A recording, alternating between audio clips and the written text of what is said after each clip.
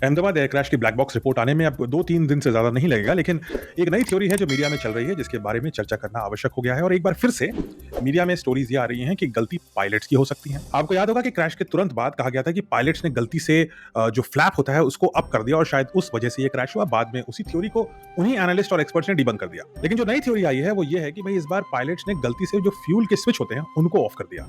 मतलब इतने अनुभवी हज़ारों घंटे के पायलट को ये नहीं समझ में आया कि फ्यूल कहाँ से ऑन ऑफ होता है और गलती से या तो हाथ लग गया या कुछ डेलिबरेटली कर दिया, कुछ पता नहीं, लेकिन फ्यूल का स्विच ऑफ हो गया। अब एक आम आदमी के लिए जो बोइंग 787 ड्रीमलाइनर की कॉकपिट और इसकी मैकेनिज्म से वाकिफ नहीं है, शायद ये मानना संभव हो कि ऐसा हो सकता है। और इसीलिए आज हम वापस चलते हैं बोइंग 787 ड्रीमलाइनर की कॉकपिट में और देखते हैं कि पायलट्स का जो कंट्रोल सिस्टम होता है वो कैसे दिखता है। और सब देखने के बाद आप निर्धारित करना कि क्या ये संभव है कि गलती से किसी पायलट का हाथ लग जाए और फ्यूल स्विच ऑफ हो जाए। तो चलिए चलते हैं वापस कॉकपिट में। तो ये है कॉकपिट, इधर दोनों साइड बैठते हैं पायलट्स, आपको भली-भांति पता है। ये जो बीच में आपको पोर्शन दिख रहा है, ये पोर्शन जो प्लेन का इंजन का थ्रस्ट है वो कंट्रोल करता है, यानी कितना फ्यूल जाएगा इंजन में, वो ये लीवर कंट्रोल करता है। इस लीवर के ठीक नीचे 2 बटन हैं।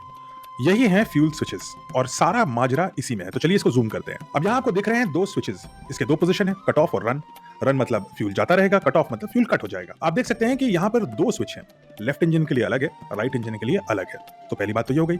दूसरा, आप इसके साइड में देखेंगे तो मेटल गार्ड्स लगे हुए हैं। ये मेटल गार्ड्स इसलिए हैं ताकि गलती से आपका हाथ ना लग जाए इन स्विच में। ये इंपॉर्टेंट स्विच हैं, सबको पता है। इसलिए दोनों साइड इनके मेटल गार्ड्स लगे होते हैं ताकि गलती से हाथ स्लिप ना हो जाए इनके ऊपर। और अभी एक और चीज़ है, इस स्विच को आप किसी बिजली के स्विच की तरह ऑन ऑफ इजीली नहीं कर सकते। इस स्विच की पोजीशन चेंज करने के लिए पहले से अपने खांचे से उठाना होगा आपको, बाहर की ओर खींचेंगे और फिर इसको ऑन या ऑफ पोजीशन से आप चेंज कर पाएंगे। यानी कि अगर गलती से कोई एक हाथ लग भी जाए तो भी ये स्विच एक्चुअली लॉक्ड रहता है जब तक कि आप इसको उठाएं ना। और गलती से इसको उठा करके चेंज करना ये गलती नहीं हो सकती। तो ऐसा कैसे हो सकता है कि एक पायलट अनुभवी हजारों घंटे का ये स्विच गलती से भूल जाए और पहले एक स्विच गलत पोजीशन में डाले, फिर दूसरा स्विच गलत पोजीशन में डाले? और अगर ऐसा होता भी है तो क्या उसके बगल में बैठे हुए पायलट शांत रहेगा?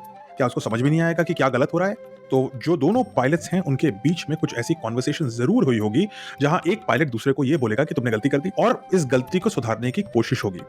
एक एंगल ये भी हो सकता है कि ये जानबूझ के किया किसी ने, और अगर ऐसा हुआ होगा तो दोनों पायलट्स के बीच में कोई संघर्ष जरूर हुआ होगा, क्योंकि यहाँ मामला 250 लोगों की जान का था। और एक चीज और हो सकती है कि लाखों करोड़ों की एयरलाइन कंपनी और बोइंग एक बार फिर से ब्लेम को पुश बैक दे रही हैं पायलट्स के ऊपर, और वो 2 पायलट्स जो अपनी बात कहने के लिए और अपने आप को डिफेंड करने के लिए जीवित भी नहीं है। सच क्या है ये तो अगले 2-3 दिन में पता लग जाएगा, जब कॉकपिट वॉइस रिकॉर्डर और फ्लाइट का जो डेटा है वो बाहर आएगा।